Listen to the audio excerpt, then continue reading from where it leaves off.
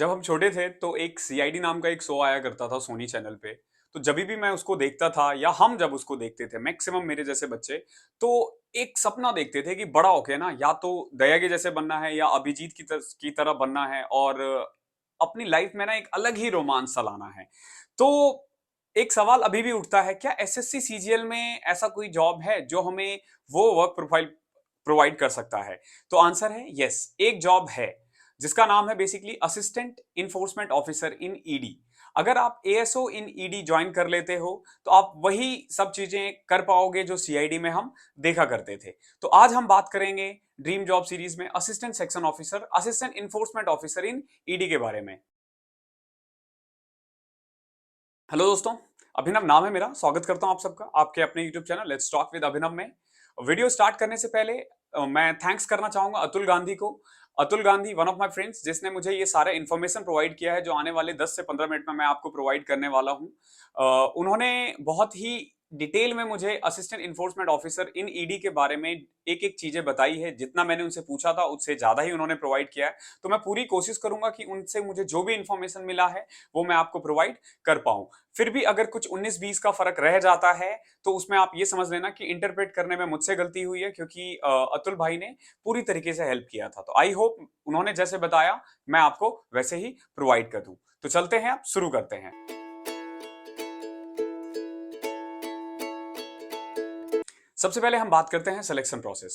तो अगर आपको ए ईओ इन ईडी बनना है तो एसएससी सीजीएल का एग्जाम देना पड़ेगा। तो पहले मैं आपको एलिजिबिलिटी बता दूं। एक सिंपल ग्रेजुएशन की डिग्री चाहिए, सिंपल ग्रेजुएशन, कोई टेक्निकल डिग्री की रिक्वायरमेंट नहीं है। आपने बीए बीकॉम बीएससी कोई भी किया है आप भर सकते हो। इसके अलावा अगर एज आपकी 30 ईयर से कम है और आप जनरल कैटेगरी से हो तो आप इसके लिए एलिजिबल हो। उसके अलावा एक और इन्फॉर्मेशन, ये कलर ब्लाइंडनेस या पीडब्ल्यूडी कैंडिडेट जो होते हैं उनके लिए सूटेबल नहीं है। यानी अगर आपको किसी भी टाइप का फिजिकल हैंडीकैप्ड हो या फिर अगर आपको हेयरिंग में देखने में कुछ भी प्रॉब्लम है तो आप इस जॉब के लिए सूटेबल नहीं हो। अगर आपके पास एलिजिबिलिटी क्राइटेरिया है, यानी कि दो एलिजिबिलिटी है मेनली। अगर आप ग्रेजुएट हो और आपकी उम्र 30 साल से कम है तो आप इसके लिए एग्जाम दे सकते हो। एसएससी सीजीएल का आपको एग्जाम देना है जिसमें आपको टीयर 1 और टीयर 2 दो लेवल के एग्जाम्स होते हैं, वो आपको क्वालिफाई करना पड़ेगा। मेनली टीयर 1 जो है जिसमें मैथ्स, रीजनिंग, इंग्लिश और जीके का पेपर होता है। 25-25 क्वेश्चंस आते हैं, टोटल 100 क्वेश्चंस, दो दो मार्क्स के। तो अगर वो 200 मार्क्स में आप एक कट ऑफ पार कर लेते हो, मेनली वो 130 से 140 के बीच में होता है, 130 आप मान के चलो 130 के अप्रॉक्स, तो आप क्वालिफाई कर जाओगे। उसके बाद आप टीयर 2 में बैठते हो। टीयर 2 390 नंबर का है। अगर आप उसमें 325 330 नंबर लाने में सक्षम हो या हो पाते हो तभी आप इस जॉब के लिए सुटेबल हो पाओगे। एक चीज ध्यान रखना, जो एईओ इन ईडी है ये one of the most demanded post है, one of the most demanded. क्यों? क्योंकि ये एक ऐसा जॉब है जो बहुत लोग ड्रीम करते हैं और ये एसएससी की हाईएस्ट पेइंग जॉब है। Yes, highest paying job. मैंने डब्ल्यूओ के बारे में आपको बताया था, तो डब्ल्यूओ की सैलरी हाईएस्ट है, लेकिन जब आप बात करोगे ओवरऑल पैकेज का तो जो असिस्टेंट इन्फोर्समेंट ऑफिसर जो आपको सैलरी प्रोवाइड करता है वो आपको किसी और जॉब में एसएससी सीजीएल के थ्रू प्रोवाइड नहीं होने वाला है। उसके अलावा अगर मैं कट ऑफ के बारे में बात करूं तो 2020 में जो इसका कट ऑफ था वो था 578 आउट ऑफ 700। आप 2022 से एक्सपेक्ट कर सकते हो कि अगर आपके 330 प्लस आते हैं तो आपको ये मिल जाएगा। जब आप एक बार सिलेक्शन ले लेते हो, एक बार ये सारे लेवल क्रैक कर लेते हो तो आपको एक मेडिकल, जो आपका मेडिकल टेस्ट है उससे गो थ्रू करना पड़ेगा। इसका जो मेडिकल टेस्ट है ये बहुत नॉर्मल है। मैं बार बार कहता हूं कि मेडिकल टेस्ट बहुत नॉर्मल होता है। फर्क नहीं पड़ता है कि आपका हिप रिप्लेसमेंट हुआ है या आई में प्रॉब्लम है या टीथ में प्रॉब्लम है। सिंपल सा मेडिकल है। आप बस फिट रहना चाहिए, यानी कि आप चल सको, बोल सको, लिख सको, पढ़ सको, बस इतना ही चाहिए। कोई बहुत ज्यादा सिक्स पैक्स एब्स नहीं चाहिए या फिर जो 10 किलोमीटर भागे वही इसके लिए एलिजिबल नहीं है। इसके अलावा कई लोग मुझसे पूछते हैं कि स्टेट प्रेफरेंस का क्या है। तो असिस्टेंट इन्फोर्समेंट ऑफिसर में स्टेट नहीं पूछा जाएगा आपसे, आपको डायरेक्टली रैंडमली अलॉट कर दिया जाएगा किसी भी स्टेट में। हालांकि ट्रांसफर होता है, उसके बारे में हम आने वाले टाइम में बात करेंगे। अब बात करते हैं कुछ सैलरीज और कुछ पर्क्स की।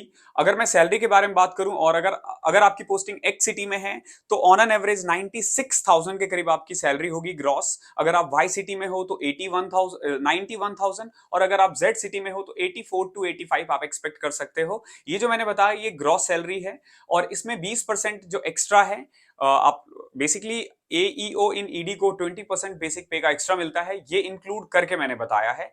इसके अलावा कुछ और पर्क्स है लाइक कि दिवाली बोनस जिसे हम कहते हैं, और LTC आप क्लेम कर सकते हो, आप CA ले सकते हो, आप hostel subsidy, medical allowance, travelling allowance, इन सब के लिए आप एलिजिबल हो। ये सैलरी के अलावा आपको इस जॉब में मिलेगा।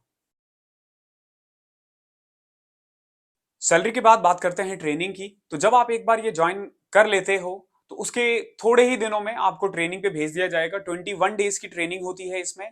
ट्रेनिंग बहुत नॉर्मल है, बहुत ज्यादा इसमें रॉकेट साइंस या कोई बहुत ज्यादा कुछ नहीं करवाया जाता है। 21 दिन की नॉर्मल ट्रेनिंग है जो हेडक्वार्टर यानी कि न्यू दिल्ली में होगी। इसमें आपको जो मनी लॉन्ड्रिंग, फॉरेन एक्सचेंज, इन सब से रिलेटेड जितने भी एक्ट्स हैं उनके बारे में बताया जाएगा। इसके अलावा कुछ मॉक सर्च ऑपरेशंस करवाए जाएंगे जिसमें आपको पता चलेगा कि जब आप फील्ड में पोस्टेड हो, यानी जब आप अपने ऑफिस में जाते हो तो कैसे सर्च ऑपरेशन कंडक्ट करना है, कैसे पूछताछ करना है। तो इन सब के बारे में कई सारे प्रेजेंटेशंस दिखाए जाते हैं, कई सारी केस स्टडीज करवाई जाती है पीछे का। तो नॉर्मली 21 दिन में यही आपकी ट्रेनिंग होती है। ट्रेनिंग नॉर्मल है, इसमें और कुछ भी नहीं है। और एक और चीज, ट्रेनिंग में सैलरी आपको पूरा मिलता है। बार बार आप लोग मुझसे पूछते रहते हो, तो सैलरी पूरा मिलता है।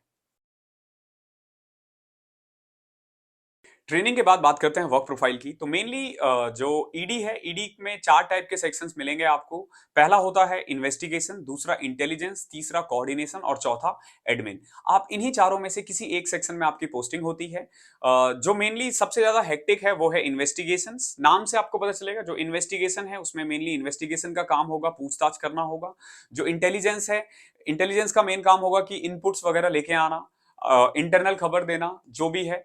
उसके अलावा जो एडमिन है उनका मेनली काम होता है कि जो हमारे एम्प्लॉयज होते हैं उनके वेलफेयर के लिए काम करना, उनकी सैलरी बनाना, उनकी छुट्टी को अप्रूव करना, एटसेट्रा। और एक होता है कोऑर्डिनेशन। कोऑर्डिनेशन का काम होगा मेनली इन सब के बीच में कोऑर्डिनेट करना, या फिर अलग अलग जो डिपार्टमेंट्स होते हैं उनको, उनके बीच में कोऑर्डिनेशन। हालांकि बहुत ज्यादा डेप्थ में मुझे भी इसके बारे में नहीं पता है, बट जितना मुझे पता है मैंने आपको बता दिया है। इसके अलावा जब आप एक बार जॉब में जाते हो तो आपको इन चीजों के बारे में और एक्सपोजर मिलता है, तो आप इन डेप्थ इसके बारे में और ज्यादा नॉलेज आपको तभी मिलेगी। तो वर्क प्रोफाइल के बारे में बात करें तो शेड्यूल देखो बहुत हेक्टिक होने वाला है आप लोगों का। ये 9 से 5 वाली जॉब नहीं है कि 9 बजे गए और 5 बजे आए। 9 बजे जाने का टाइम फिक्स है, आने का टाइम फिक्स नहीं है। तो काफी हेक्टिक शेड्यूल होने वाला है आपके लिए, कोई फिक्स टाइम नहीं है। इसके अलावा आपको ना मनी लॉन्ड्रिंग या फॉरेन एक्सचेंज, इनसे रिलेटेड काम करना है। तो जो मनी लॉन्ड्रिंग है इसमें आपके पास अरेस्ट करने की भी पावर होती है। तो अगर आप ऐसे वर्क में इंक्लूड हो, ऐसे वर्क में आप लगे हो जो मनी लॉन्ड्रिंग से रिलेटेड है, तो आपका काम और ज्यादा हेक्टिक होने वाला है। और एक इसमें कहते हैं कि अगर आपने मनी लॉन्ड्रिंग में किसी को अरेस्ट किया तो उसके साथ आप खुद भी अरेस्ट हो जाते हो। क्यों? क्योंकि आप वो जब तक है आपके ऑफिस में, आप उससे बार बार पूछताछ करोगे, अलग अलग क्वेश्चनरीज आपके पास होंगे, वो करोगे, तो आपका भी टाइम लगने वाला है और अच्छा खासा टाइम लगने वाला है। ऐसा हो सकता है कि घर आने में आपको 10 बज जाए, रात को 11 बज जाए, 12 बज जाए, 1 बज जाए। तो इसमें कोई फिक्स टाइम नहीं है। इसके अलावा मेनली आपका काम क्या होता है? स्टेटमेंट्स रिकॉर्ड करना। किसी को आप पकड़ के लेकर आते हो, आप अरेस्ट करते हो, तो आप उनका स्टेटमेंट रिकॉर्ड करोगे। तो स्टेटमेंट रिकॉर्ड करना, फिर उसको रिपोर्ट बनाना, ये सब आप मेनली इसका काम होता है। इसके अलावा कुछ क्वेश्चंस आपको पूछने होते हैं उनसे। तो ये कुछ फिक्स क्वेश्चंस होते हैं, वही आपको उन लोगों से पूछना। और इसके अलावा केस से रिलेटेड जो क्वेश्चंस होते हैं वो आपको खुद ही फ्रेम करने होंगे। कुछ क्वेश्चंस आपको खुद फ्रेम करना पड़ेगा केस के अकॉर्डिंग, क्योंकि सामने वाला बंदा आप देखोगे कि वो कैसे डील कर रहा है, उसके अकॉर्डिंग आपको घुमाना है, उससे आपको उनसे इंफॉर्मेशन निकालनी है। तो उसके लिए कुछ क्वेश्चंस आपको खुद से फ्रेम करना पड़ेगा। तो मेनली यही इसका काम है। वर्क बहुत हेक्टिक होने वाला है अगर आप ये ज्वाइन करते हो। इसके अलावा एडमिन जो जॉब हो, एडमिन जो सेक्शन होगा, एडमिन में मेनली वही काम है सैलरी वगैरह से रिलेटेड, जो हर डिपार्टमेंट में सेम होता है। अब बात करते हैं प्रमोशंस की। तो प्रमोशंस में जब आप ज्वाइन करते हो तो आपकी पोस्ट होती है असिस्टेंट इन्फोर्समेंट ऑफिसर। 2 साल बाद या 3 साल बाद आप बन जाते हो इन्फोर्समेंट ऑफिसर, जो बेसिकली 4800 ग्रेड पे है और गजेटेड पोस्ट है। उसके 4 से 5 साल बाद आप बन जाते हो डेप्यूटी डायरेक्टर, जो 5400 ग्रेड पे है, लेवल 10 का। तो ये आप कह सकते हो कि क्लास 1 ऑफिसर, यानी आप ज्वाइनिंग के 6 या 7 साल बाद आप क्लास 1 ऑफिसर बन सकते हो। उसके बाद ज्वाइंट डायरेक्टर और फिर है एडिशनल डायरेक्टर। तो मैक्सिमम पोस्टिंग जो आपकी हो सकती है वो एडिशनल डायरेक्टर है। इसके ऊपर भी पोस्ट होते हैं लेकिन मैं बताऊंगा नहीं, क्योंकि आप एसएससी सीजीएल के थ्रू आप जा रहे हो। तो मैं मान के चल रहा हूं मैक्सिमम आप एडिशनल डायरेक्टर तक जा पाओगे। तो ये मेनली इसका प्रमोशन था। प्रमोशंस के बाद अब हम बात करेंगे कुछ प्रोज और कुछ कॉन्स की। तो सबसे पहले मैं आपको प्रोज बताता हूं इस चैनल जिस चैनल पे आप ये वीडियो देख रहे हो उसको सब्सक्राइब करने का और इसे रेगुलर फॉलो करने के क्या प्रोज हो सकते हैं। तो मैं आपको सिर्फ ड्रीम जॉब सीरीज नहीं, जो अलग अलग जो जॉब्स है उसके बारे में बताता हूँ, अलग अलग जो एग्जाम्स उसकी तैयारी कैसे करनी है। मैंने खुद एसएससी सीजीएल 4 बार निकाला है, सीएचएसएल निकाला है, bank PO, SBI PO, IBPS PO, ये सारे एग्जाम्स निकाले हैं। तो मैं आपको स्ट्रेटेजी बताता रहता हूँ कि कैसे तैयारी करनी है। इसके अलावा मैंने अब मैथ्स पढ़ाना भी स्टार्ट किया, जो मैं आपको कंप्लीट मैथ्स फुल पढ़ाने वाला हूँ, बिल्कुल जीरो टू हीरो से, बिल्कुल बेसिक से स्टार्ट करेंगे और लाइव क्लासेस आने वाले दिनों में आपको मिलने वाला है। तो अगर आप बिल्कुल नए हो तो इस चैनल को जरूर सब्सक्राइब कर देना। अब वापस आ जाते हैं अपने टॉपिक पे। तो जब मैं प्रोज और कॉन्स के बारे में बात करता हूं तो सबसे पहले तो देखो, ये सरकारी नौकरी नहीं है। अगर आपको सरकारी नौकरी करनी है ना तो आप assistant enforcement officer in ED बिल्कुल मत लेना। क्यों? क्योंकि इसमें सरकारी नौकरी जैसी बात नहीं है और ये उन लोगों के लिए है भी नहीं जिनको आराम वाली जॉब चाहिए। एक चीज ध्यान रखना, बाकी सारी जो है ना वो नौकरी है और ये जो है ना ये ड्रीम पोस्ट है। तो जब आप ड्रीम पोस्ट की बात करते हो ना तो ये लोगों का ड्रीम है। जो ईडी ज्वाइन करता है उसको पहले से ही पता है कि वर्क बहुत हेक्टिक होने वाला है, घर वालों से वो घर घर से दूर रहने वाला है, ऑफिस कब जा रहा है, कब घर आ रहा है, ये आपको पता बिल्कुल भी नहीं होगा। तो ये जो मैंने अभी चीजें बताई है यही इसकी कॉन्स है। और मैं मान के चल रहा हूं कि अगर आप ईडी ऑप्ट करते हो तो आपको ये पता होना चाहिए कि ईडी के ये कॉन्स है। तो आप बिल्कुल मत ज्वाइन करो अगर आप ये सब चीजें नहीं हैंडल कर पाते हो। हालांकि जो जो असिस्टेंट इन्फोर्समेंट ऑफिसर बनता है ईडी में, उनको ये सब चीजें ऑलरेडी पता है और वो उसके लिए बिल्कुल प्रिपेयर होके आते हैं। तो अब हम बात करते हैं इसकी प्रोज की, क्योंकि प्रोज इसमें मुझे ज्यादा दिखते हैं, कॉन्स मुझे बहुत ज्यादा इसमें नहीं दिखते हैं। तो सबसे पहले डाइवर्सिटी ऑफ वर्क। जो भैया वर्क है ना इसका बहुत ही ज्यादा डाइवर्स है, बहुत ज्यादा डाइवर्स है। आप नए नए केसेस पे काम करते हो, नए नए लोगों से मिलते हो। दूसरा है, जब आप नए नए केसेस नए नए लोगों से मिलोगे तो आपका लिंक बहुत बनेगा। तो जब लिंक बनता है उसी को पावर कहते हैं। पावर यानी कि कितनी आपकी लिंक है, कितने लोगों से आपकी जान पहचान है। तो पावरफुल जॉब है। सोशल रिकॉग्निशन बहुत अच्छा है इसमें। प्रमोशंस बहुत फास्ट है, आप with in 6 year class 1 officer बन जाते हो। आई डोंट थिंक कि कोई और जॉब इतना फास्ट प्रमोशंस देता है। हम लोग एएसओ इन सीएसएस की बात करते हैं प्रमोशंस की, लेकिन मुझे समहाउ उससे भी ज्यादा फास्ट लगता है एईओ इन ईडी का। इसके अलावा सोशल रिकॉग्निशन बहुत अच्छा है, सैलरी अच्छी है, 20% आपको एक्स्ट्रा मिलता है। तो ये कुछ प्रोज थे। इसके अलावा सबसे अच्छी बात यही होती है जो इस जॉब के साथ है कि बहुत पावरफुल है और नई नई चीजों को आप एक्सप्लोर करोगे, आप नए नए केसेस पे काम करोगे। कॉन्स में मैं एक चीज बताना भूल गया आपको, ट्रांसफर पॉलिसी के लिए आप कह सकते हो कि एक इसमें प्रॉब्लम है ट्रांसफर की, ये फ्रीक्वेंट ट्रांसफर होता रहता है। बट अगेन मैंने वही कहा आपको कि जो ये ज्वाइन करता है उसको ये ऑलरेडी पता रहती है। तो मैं आपको अब ट्रांसफर पॉलिसीज के बारे में बता देता हूं क्या है ट्रांसफर पॉलिसी। मेनली हर 3 साल में आप ट्रांसफर के लिए एलिजिबल हो जाते हो। जब जैसे ही आपको 3 साल हो जाता है तो आपसे तीन आपके स्टेट पूछे जाते हैं कि आप किन 3 स्टेट में आप जाना चाहते हो। तो उसमें जहां पे भी वैकेंसी होगी और आपकी डिमांड होगी तो उसके अकॉर्डिंग आपकी पोस्टिंग हो सकती है। किसी भी एक स्टेट में आप मैक्सिमम 7 साल ही रह सकते हो और मिनिमम 3 ईयर है। 7 साल वो उन केसेस में होता है जिसमें अगर आपको कोई केस मिल गया है और वो केस फिनिश करना है तो 7 साल लग सकता है। अदरवाइज आप मान के चलो कि नॉर्मली 5 साल में ये ट्रांसफर हो जाता है इसमें।